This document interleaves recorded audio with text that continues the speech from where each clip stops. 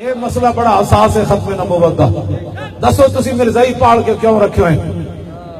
ملک دے غدار تسی نہیں رہن دیندے تے رسول اللہ دے ختم نبوت دے غداراں نو تسی کیوں پال دیو؟ ایدا سانو جواب دے دیو، ہن دے دیو، کل دے دیو، پرسوں دے دیو. ملک دا غدار پاکستان وچ نہیں رہ سکدا. حضور دی ختم نبوت دا غدار کیوں رہ سکدا؟ ایدا جواب دے دیو. تو بس اسی بھی بیٹھے ہیں، اسی تسی اپنے کام کرو، اسی مسجداں وچ بیٹھ کے ضربا پڑھا دیاں، عن ابی ہریرہ حدیثاں پڑھا دیاں، قاری حافظ مولویاں. اے میدان وچ آخر کیوں آیا؟ یہ تسی کوئی سمجھ دے ہو؟ تسی کہو فلاں مولوی صاحب نہیں آئے، اس مولوی کو جا کے پوچھو نہیں آیا.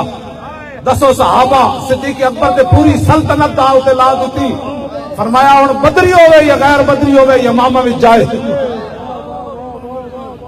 اے انہاں مولویاں پیراں کول پوچھو جڑے حضور دی عزت واسطے نہیں نکل دے.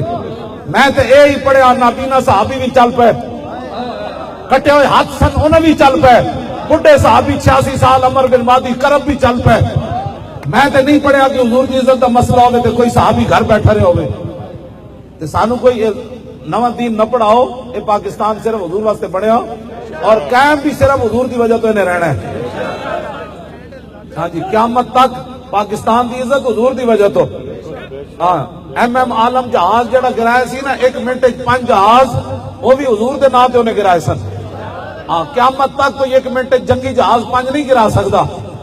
ایم عالم کو جدو پوچھا سی یار 1 منٹ تو 5 جہاز کیویں سٹے؟